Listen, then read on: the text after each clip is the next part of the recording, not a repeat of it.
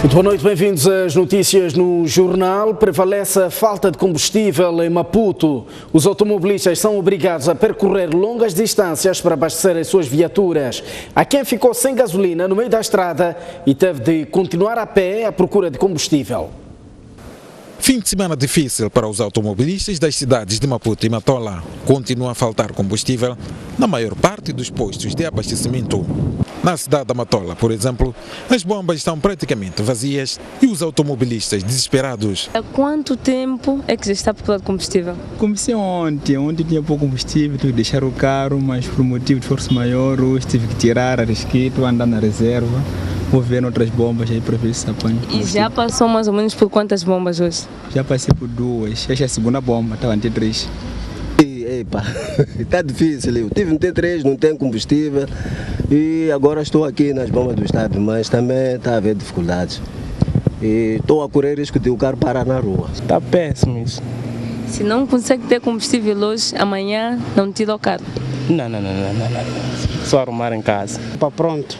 É por causa disso. Sim. Este funcionário diz que nunca se viu coisa igual nestas bombas da Petromoc na Matola. O patronato nosso daqui dessa bomba, sempre tivemos combustível.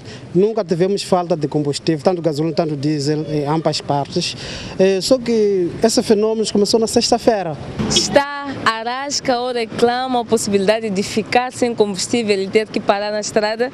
Esta foi simplesmente a situação que ocorreu com o Sr. Aníbal. Exatamente. Estamos a caminhar, está a caminhar das bombas até o carro, porque passou por várias bombas, não conseguiu ter combustível e teve que estacionar praticamente aqui para colher atrás de combustível. Levei um bidão e fui atrás das bombas ao encontro das bombas que é para abastecer, com o risco de talvez não apanhar e ter que deixar o carro ali. Por acaso, nesta terceira bomba consegui apanhar da Liberdade. As outras bombas por onde passou não tem combustível, e então não sei o que vai ser.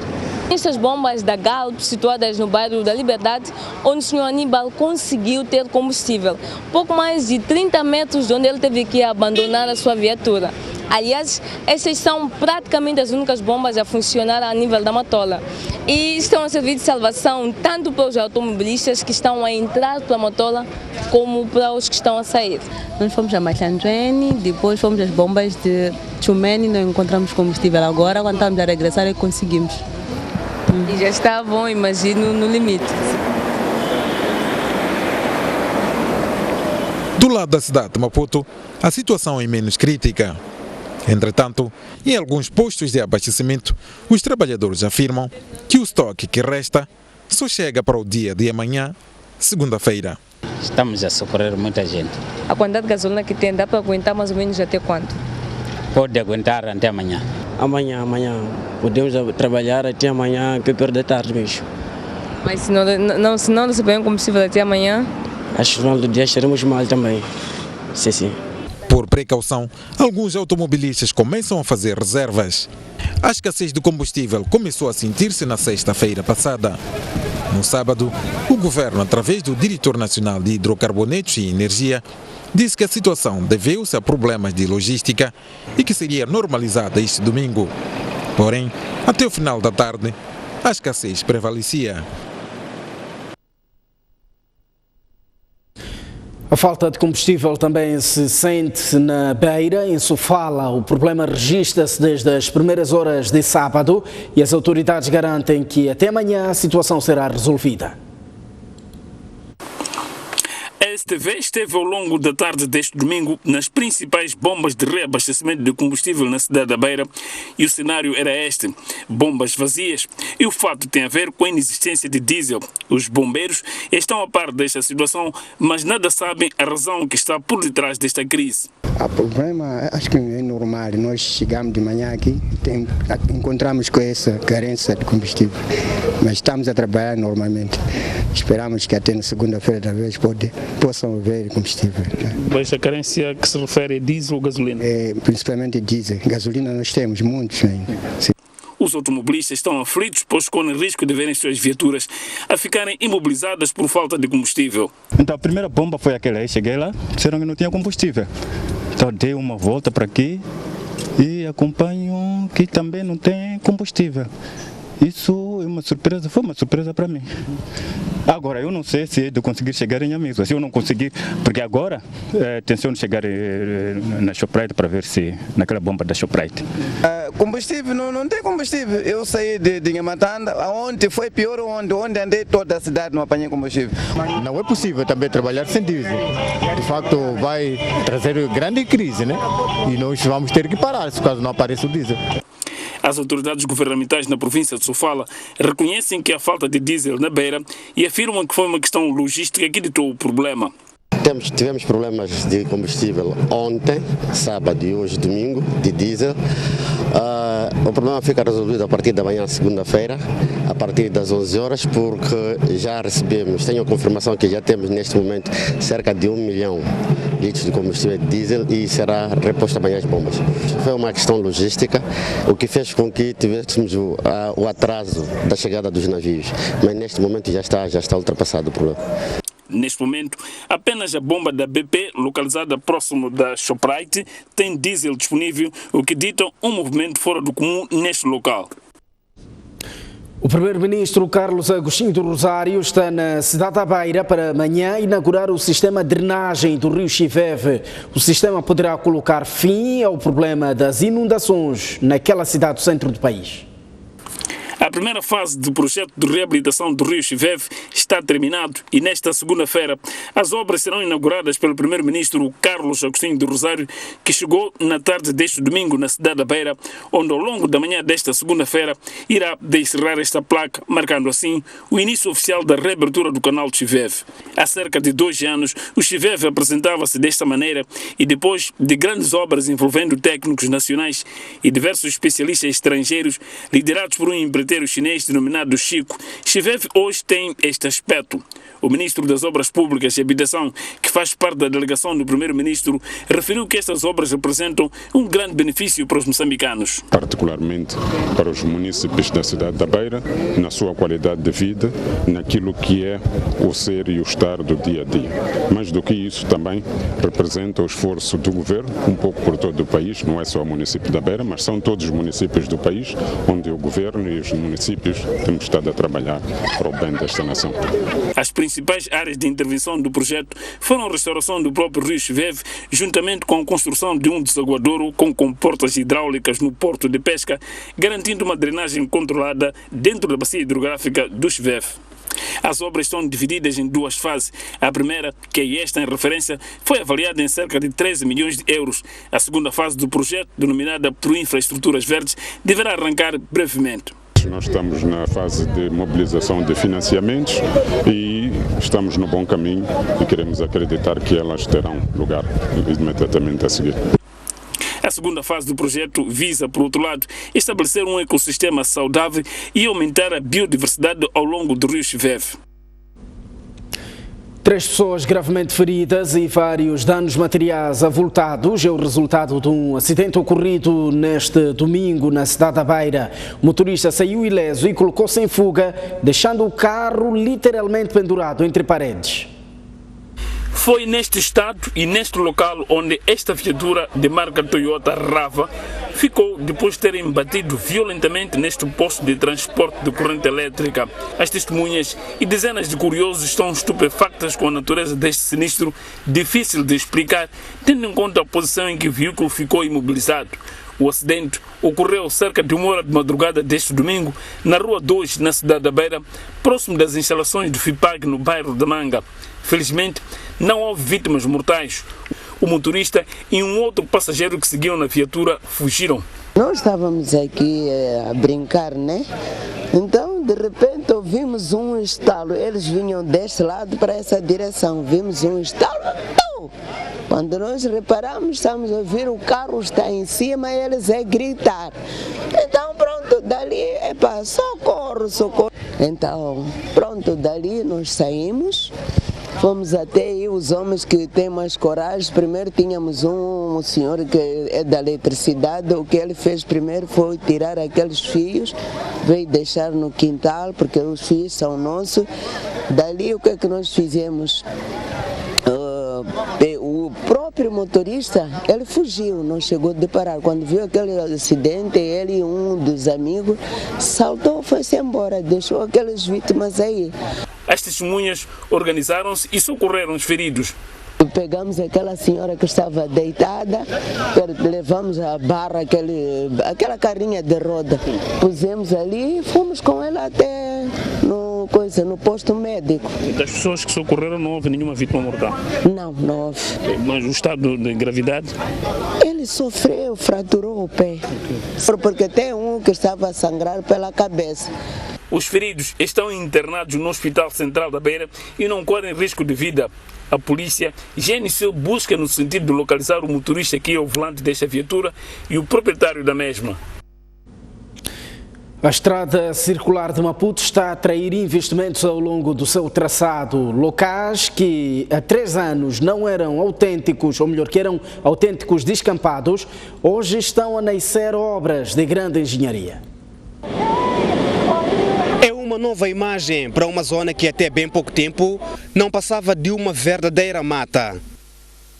O troço que sai do bairro da Costa do Sol até a vila-sede do distrito de Marraquene está a registrar um rápido desenvolvimento desde que começaram as obras da estrada circular de Maputo. Esta é a área de Mapulene. Aqui já foi um mangal, por isso, para construir é preciso um grande investimento. Somos muito solicitados. Tem muita gente mesmo a procurar dessas máquinas. Por quê? Por causa do terreno. O terreno para construir sem essas máquinas nunca podem fazer nada. Sim, precisa sempre do aterro primeiro. Cada obra, um detalhe arquitetônico. As construções que crescem a cada dia parecem contrariar o atual discurso da crise. Não há mãos a medir.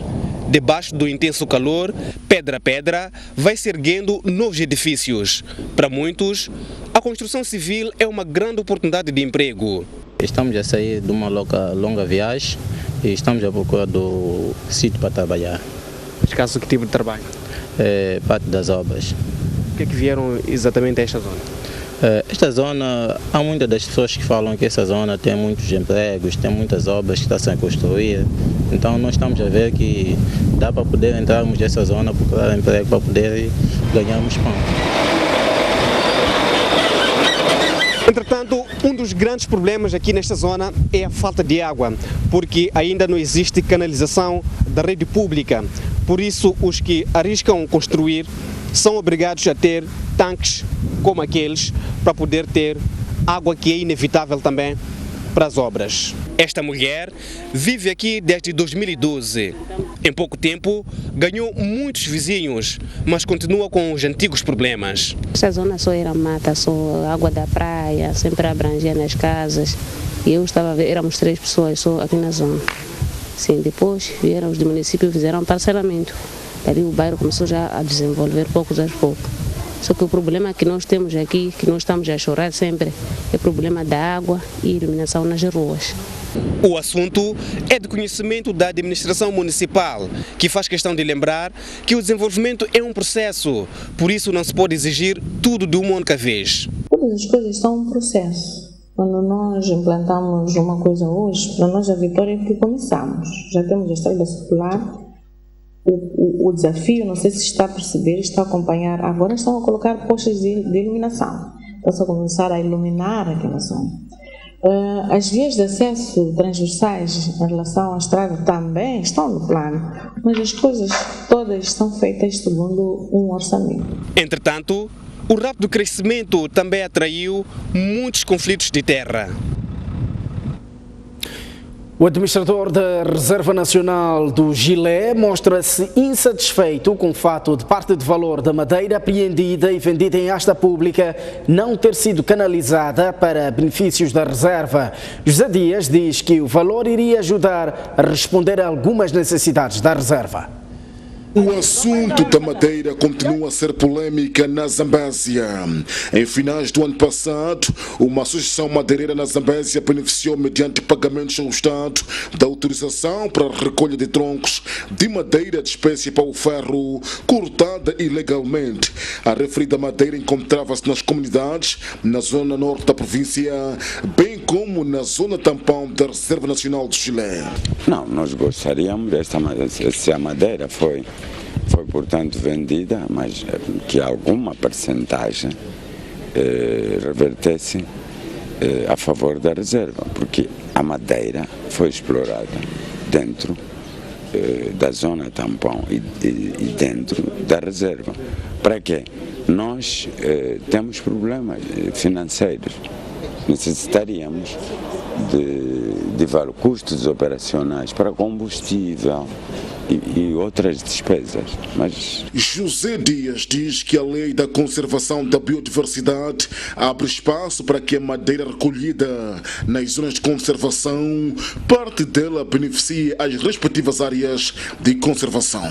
O artigo 63, a linha C da lei da conservação da biodiversidade diz que toda a madeira oriunda de uma área de conservação, neste caso estou-me a referir Parque Nacional ou Reserva, pode ser utilizada imediatamente pela respectiva área. Então, em condições normais, nós poderíamos ter usado esta madeira para fins que nós pretendemos. Está legislado isso. Neste momento, ao nível da Reserva Nacional do Chile, reina algum desconforto pelo facto da madeira ora apreendida e colocada em asta pública, parte do valor não tenha sido canalizado àquela instituição. O diretor provincial da Terra, Ambiente e Desenvolvimento Rural da Zambésia já reagiu à preocupação e diz que o ponto do administrador da Reserva Nacional do Gilé é infundado. Borges David diz que nenhum valor é canalizado de forma direta às áreas de conservação de recursos florestais. Está a dizer que a reserva não foi beneficiada, etc. Eu percebo o que está a dizer, mas isso pode ser uma discussão interna, porque nem ele próprio conseguiu me dizer se foi ou não foi beneficiado, nem a instituição que eu dirijo posso dizer que foi beneficiado ou não. Porque o processo em si, quando se faz este exercício, faz a declaração aquele que é o nível da autoridade tributária, vai para o Estado, depois volta em forma de vários benefícios que nós todos temos.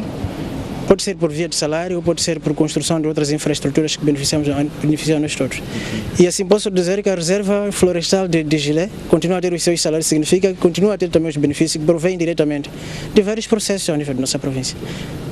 E não essa adjudicação? Não existe nenhuma adjudicação direta quando se trata desse assunto. Infelizmente é a má percepção que existe sobre este exercício. Quando se faz a haste pública, quando se faz o licenciamento florestal, o fim de tudo isso, o dinheiro é declarado ao nível daquilo que é a autoridade tributária, de acordo com aquilo que são as especificações em termos percentuais.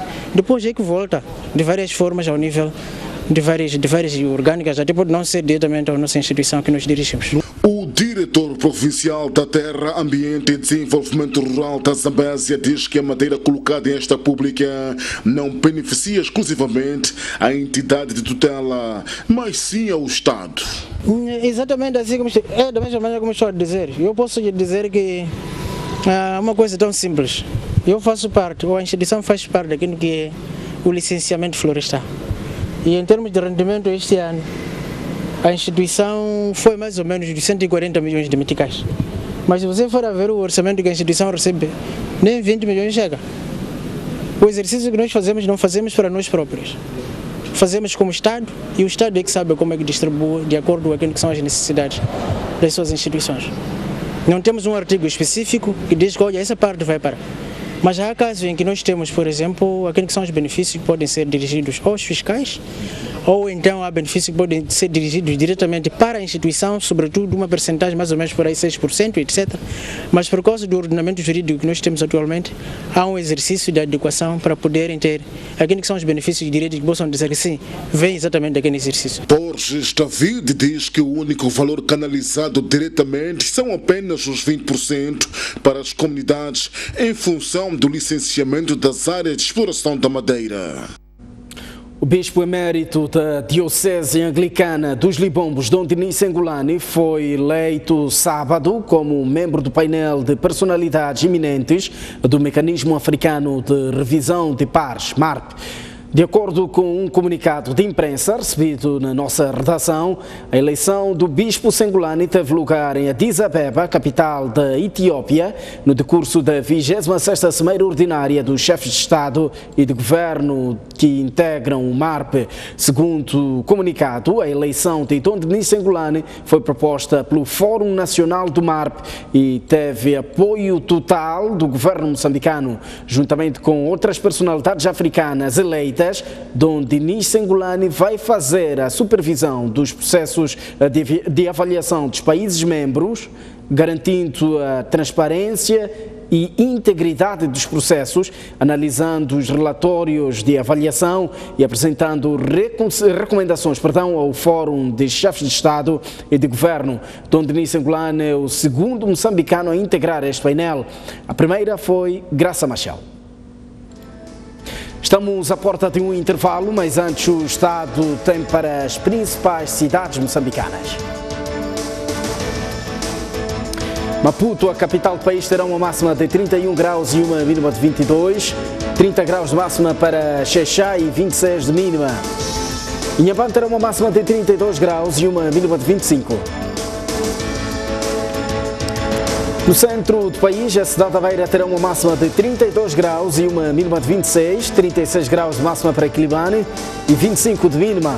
Chimoio terá uma máxima de 31 graus e uma mínima de 21, 34 graus de máxima para Tete e 23 de mínima. Norte do país, a cidade de Nampula terá uma máxima de 35 graus e uma mínima de 24, Lixinga, fresquinha, 28 de máxima e 18 de mínima. 33 graus de máxima para Pemba e 26 de mínima. Até já!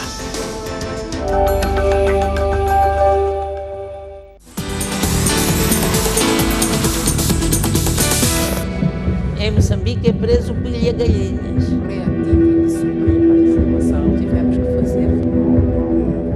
À quinta-feira, quinzenalmente, Olívia Massango dirige o Grande Entrevista. O que tem a dizer a tudo quanto se falou? Eu também não sou verdadeiramente moçambicano. Alguma coisa estava a afetar este relacionamento. Ele próprio deveria ter essas características todas.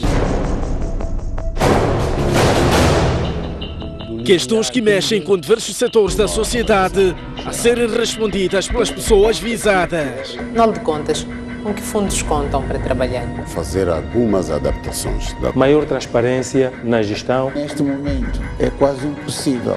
Faz sentido. Durante a guerra mataram uma série de civis a tirar os cadáveres dentro da cisterna. O que nos sugere este desabafo?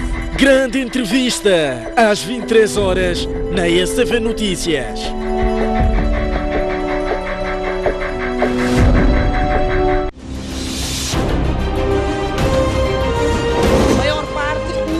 Novos tempos e novas esperanças. A grande questão agora é tentar perceber como é que uma obra tão recente desabou.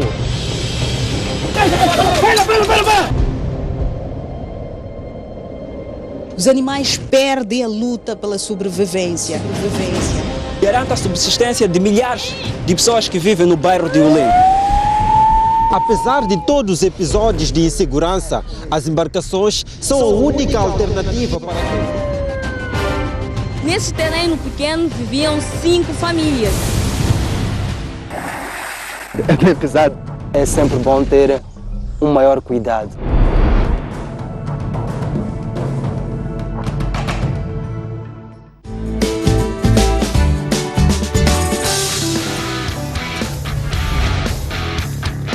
Apareceu uma mancha no seu rosto e está preocupado porque não sabe o que é.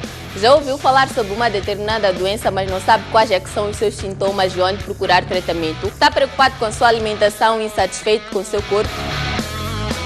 Dificilmente consegue-se perceber que a pessoa está com desnutrição crônica porque os sintomas ou os sinais não são visíveis. Desnutrição crônica é um dos grandes problemas porque não dói. É recomendado uma visita periódica ao dentista. Uma das maneiras de prevenir a doença renal é tratar, portanto, a doença de base. Durante o período em que está a usar o anticonceptivo, a mulher não engravida. A resposta para estas e outras questões encontra aqui toda segunda-feira, quando forem pontualmente 10 horas, na STV Notícias.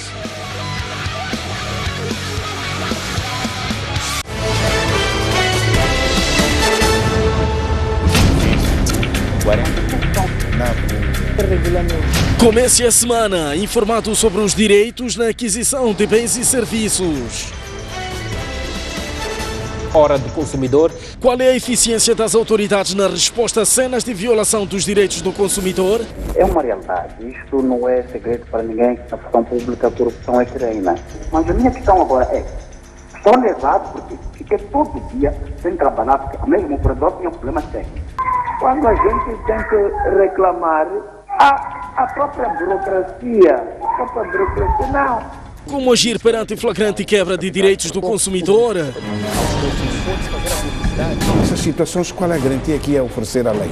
A própria lei estipula que quando o processo da adjudicação não lhe favorece, tendo os fundamentos, pode reclamar. Temos que usar de todos os meios, esgotarmos todos os meios que o Estado dispõe para que a gente possa ter os nossos direitos satisfeitos. Agora, às segundas-feiras, às 17h30, aqui na STV Notícias.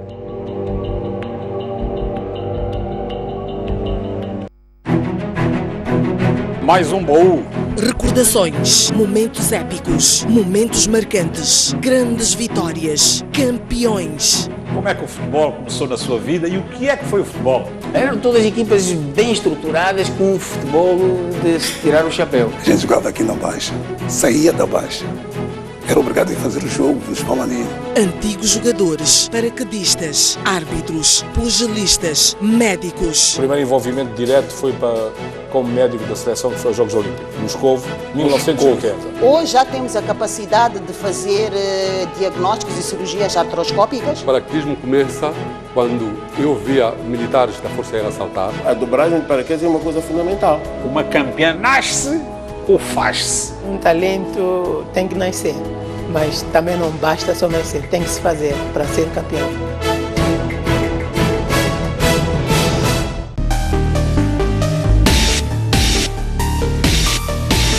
Senhor Abel, falamos a partir de Nampula, boa noite.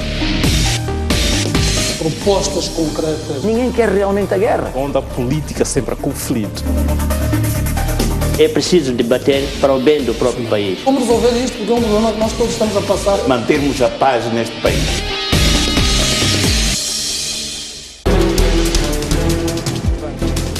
Combate ao crime é a palavra de ordem da chegada do líder da Arnau à cidade portuária de Natal. Davis Simango deixou ficar as seguintes considerações. A partir da cidade da Beira e com imagens de Manuel Chicava. No interior desta viatura seguiam 4 ocupantes. Bairros periféricos das cidades de Maputo e Matola. A alma do magistrado calou-se precisamente neste local. As notícias do país cabem todas aqui. Já pode ler o jornal do País quando quiser e onde estiver. Quer saber como? O primeiro passo é ter a aplicação O País. Continua com dúvidas? Uma app é uma ferramenta que permite ter acesso a vários serviços do seu dispositivo móvel de forma integrada. Agora aceda à sua App Store ou a Play Store e faça o download de O País. Dessa forma, poderá aceder a uma versão digital do jornal. Assim, não deixe de acompanhar todas as edições do jornal. O País. A verdade como notícia.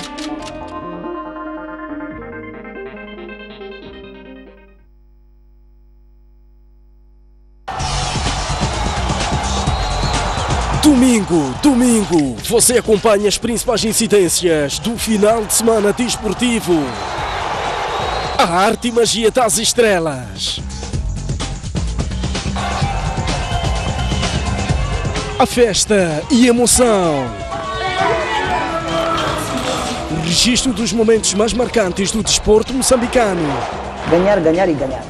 comentários fundamentados de figuras abalizadas e incontornáveis. Nós temos de estar ao nosso melhor nível. A gente tem que procurar alternativas. Tudo isto e muito mais no programa Ao Ataque.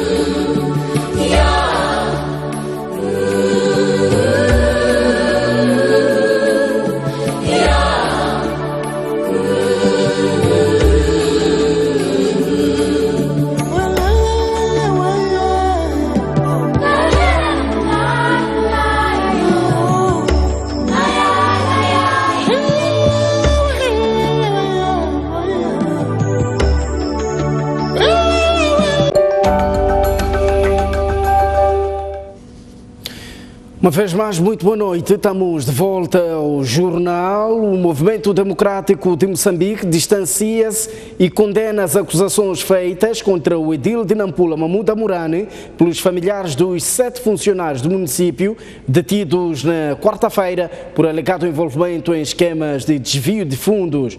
O MDM diz que as acusações são caluniosas, difamatórias e infundadas e que visam sujar o bom nome e a credibilidade do partido. Familiares dos 7 funcionários do município de Nampula, detidos quarta-feira, indiciados de envolvimento no desvio de fundos no baú municipal, apontaram o edil Mahmoud Amurani e figuras próximas a si como sendo os que se beneficiam do esquema montado para aquele efeito, permitindo inclusive ao presidente adquirir uma residência em Portugal, onde vive sua esposa e filhos. O Movimento Democrático de Moçambique distancia-se daquelas acusações que considera de difamatórias e caluniosas. O MDM pauta pelo respeito do povo e do bem comum. Não permite no seu governo atos de corrupção, abusos do poder e desrespeito do horário público. As acusações que ela faz são infundadas, sem nenhuma prova, passíveis de uma ação criminal, porque são difamatórias e caluniosas. Visam sujar o bom nome e a credibilidade da boa governação que existe em Nampula, onde o MDM governa. O presidente da Assembleia Municipal, que também é membro do MDM, comunga da mesma opinião. Vou defender como membro do MDM, mas estou a dizer como presidente da Assembleia que naturalmente aquela informação não constitui a verdade que o Amurani, portanto, venha desviar fundos para criar condições de os seus filhos estarem em Portugal. Este não é a filosofia, portanto, de um membro do MDM. A condição é que o presidente adquiriu uma residência e transferiu a família a Portugal. Não constitui a verdade. O que eu tenho informações é que o presidente do Conselho Municipal tem amigos em Portugal. E esses amigos, como sabe, ele foi estudante, quer no Brasil, quer em Portugal, passou por lá e já conseguiu ter amizades. E essas individualidades convidaram o Sr. Amurani para que os seus filhos estejam em Portugal a estudar. Não quer dizer que ele usou fundos do município, porque todas as vezes que ele faz, portanto, fora da autarquia de Nampula, ele sempre escreve carta para a Assembleia Municipal a pedido de alguns valores para ele poder viajar. Neste caso de desvio de fundos, estão até o momento envolvidos 11 funcionários. Notícias internacionais. As relações entre os Estados Unidos e a Rússia podem estar a um passo de estarem melhoradas.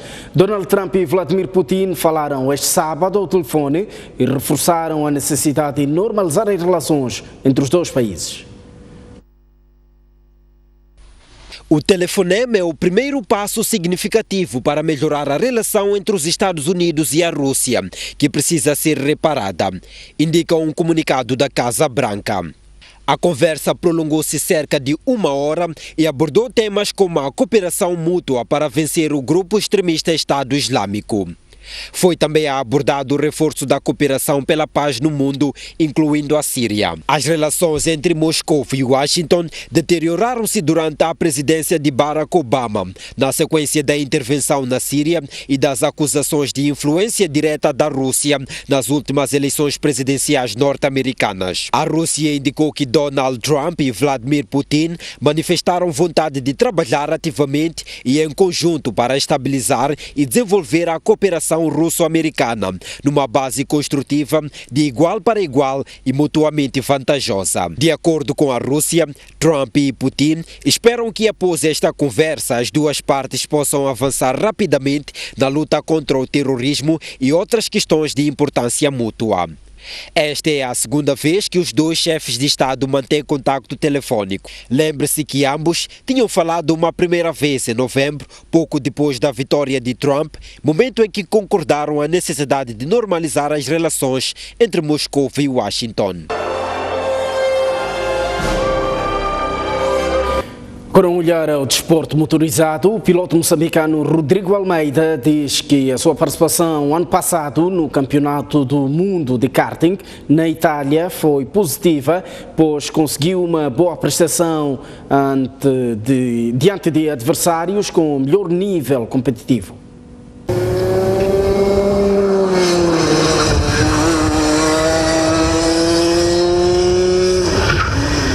É um dos novos valores do desporto motorizado no país. No ano passado, venceu 3 competições, nomeadamente Campeonato de Karting na categoria de Max Terino, Taça de Maputo e Campeonato Rock Cup ATCM.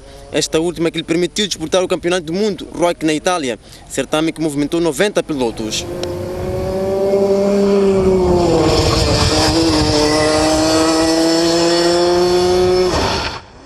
Sobre a sua participação neste evento mundial em Lonato, Itália, Rodrigo Almeida diz ter sido uma boa experiência, na medida em que conseguiu ter uma prestação assinalável diante de adversários com melhor nível competitivo. Os meus adversários em Itália são totalmente diferentes daqui, têm muita mais experiência, são muito mais agressivos, mas aprendi muitas coisas e aprendi novas regras e vim aplicá-las aqui. O piloto diz que os grandes desafios para o ano 2017 passam por, primeiro, defender os títulos conquistados no ano passado e elevar cada vez mais o seu nível competitivo. Já estou numa nova categoria, que é o 125 Junior Max, que já vou ter de treinar muito mais, porque já vou tentar ser campeão este ano. Rodrigo Almeida espera desenvolver as suas habilidades e um dia disputar a Fórmula 1, um dos seus maiores sonhos.